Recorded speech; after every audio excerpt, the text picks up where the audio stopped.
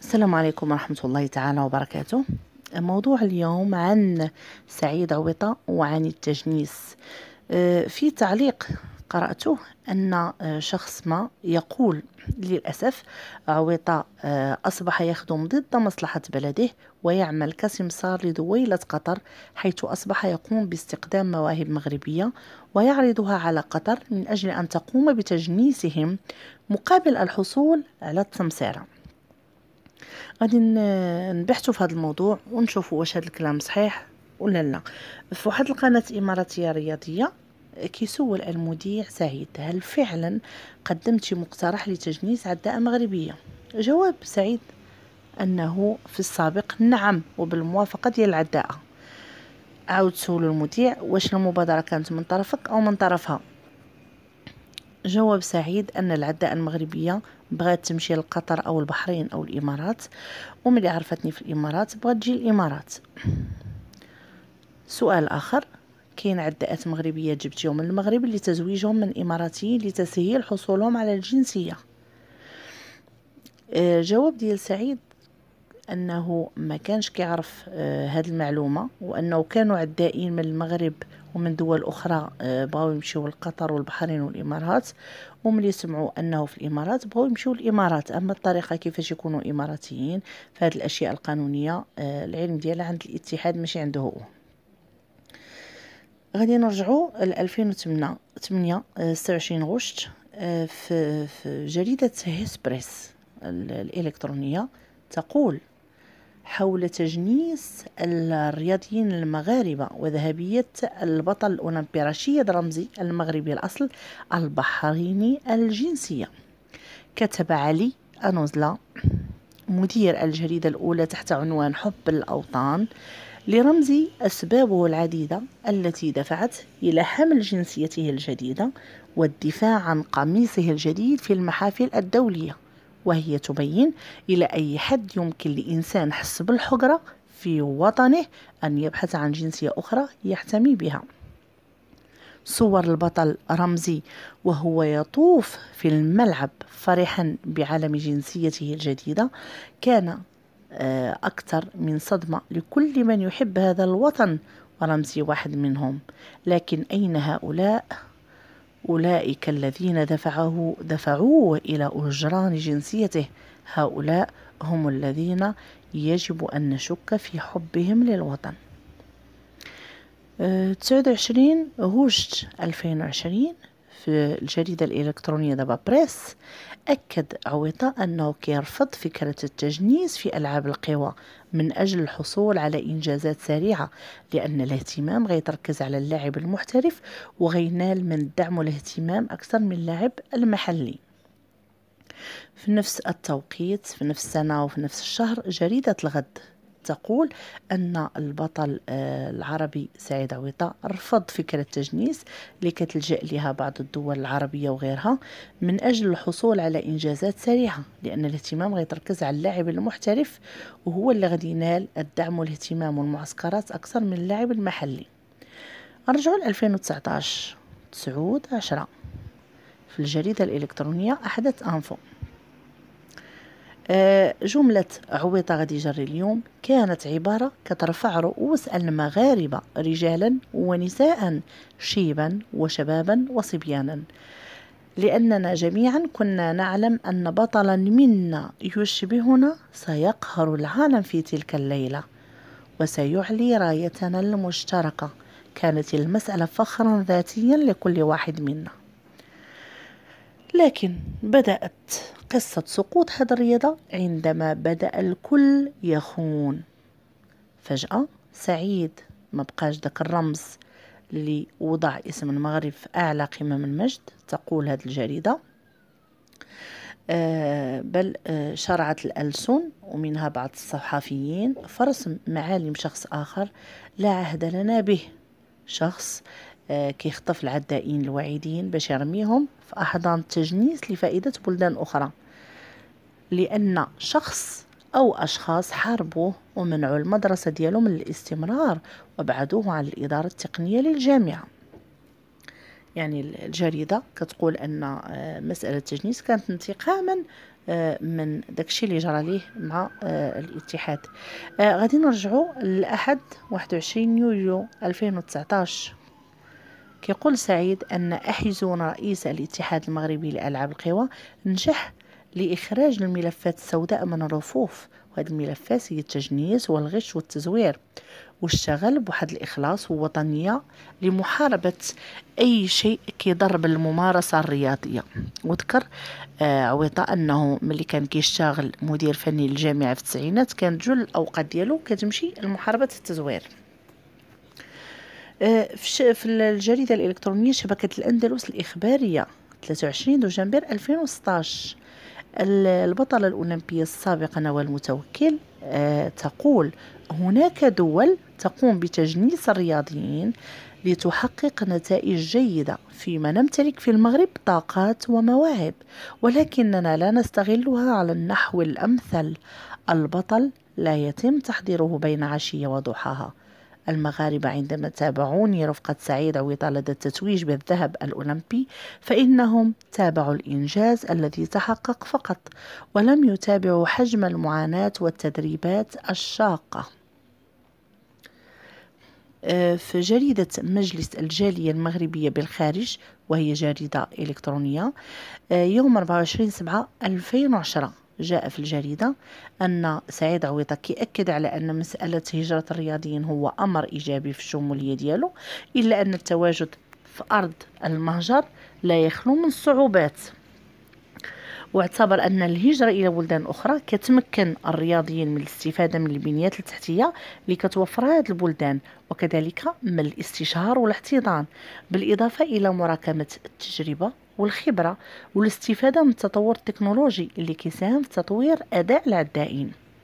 وشدد عويطة على أن التواجد في أرض المهجر عنده الكثير من الصعوبات كيعاني منها الرياضيون اللي كيوفدوا على دول الاستقبال، مثلا قضية التأقلم والاندماج في البلد المستقبل اللي كتشكل عقبات في مسار الرياضيين، خصوصا من الجوانب يعني المتعلقة بتغيير الغذاء، الطقس، اللغة، بالإضافة إلى إشكال العنصرية اللي كيعانيوا منه يعني جل الرياضيين المتواجدين في بلاد المهجر، إضافة إلى قضية التجنيس اللي كتغري الباحثين عن الأموال والشهرة في عالم الرياضة. سعيد عويطة ما اكتفاش فقط بعرض الإيجابيات والمشاكل اللي كيعانيوا منها الرياضيين في بلدان الهجرة، ولكن أعطى بعض المقترحات اللي يجب العمل بها من أجل إعادة الرياضة المغربية إلى الواجهة، ومنها توفير المناخ الملائم والمسؤول المناسب، أيضا البنية التحتية الحديثة والعصرية، والاستفادة من خبرة الرياضيين السابقين مما نرى كمتجارب يمكن أن تفيد الرياضيين المغاربة، إضافة إلى إقامة ملتقيات دولية، وأيضا الدفع بالرياضيين المغاربة لشغل كراسي في كبرى المؤسسات الرياضية الدولية واحتضان مقرات بعض المؤسسات الرياضية العالمية. في الجريدة الإلكترونية الخليج أونلاين أبو ظبي في 2018-17 اتهم المدير الفني السابق لمنتخب ألعاب القوى الإماراتي سعيد عويطة رئيس الاتحاد للعبة بالإمارات بأنه تسبب في تعاطي اللاعبة الإماراتية إلهام بيتي للمنشطات قبل المشاركة في دورة الألعاب الأولمبية. وقال عويطة أنه خلال برنامج رياضي تلفزيوني أرفع دعوة بالاتحاد الدولي للألعاب القوى باش يبرأ الساحة ديالو كمدرب.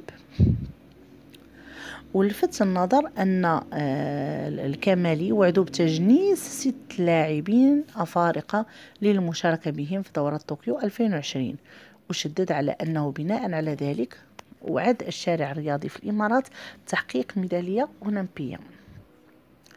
إقالة البطل الأولمبي عويطة كانت في 2018، إلا أنه تلقى أكثر من رسالة من أمين عام الاتحاد كيطلب منه باش ما يذكرش أي معلومات كتمس إدارة الاتحاد أو الرئيس ديالو، وكأنها رسالة تحذير شديدة لمنع كشف المستور.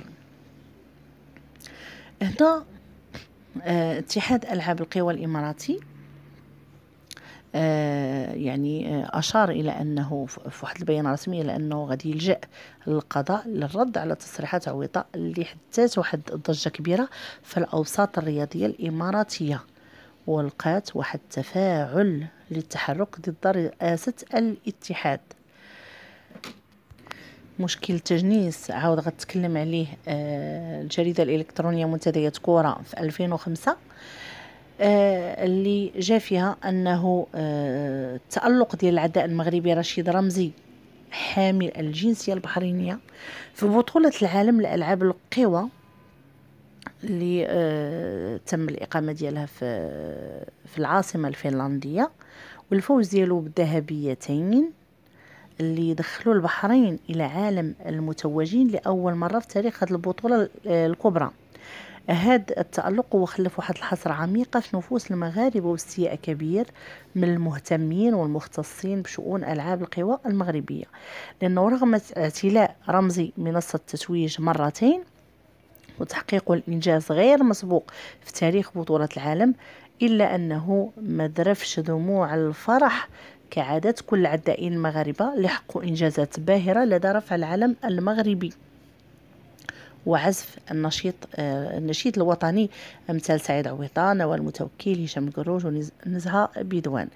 ما كانش الفرحة ديال رمزي كبيرة، ما وصلتش النشوة ديالو إلى أبعد الحدود، لأنه كان كيحس في الدواخل ديالو رغم أنه كيحاول إخفاء ذاك الإحساس أنه رفع علم الأرض ما تولدش على ترابها، وكان عارف أنه مجبر على ذلك باش يضمن المستقبل ديالو في ظل الإهمال والتهميش اللي لقاهم من طرف اتحاد البلاد ديالو في وقت كان بأمس الحاجة للدعم المادي والتحفيز المعنوي.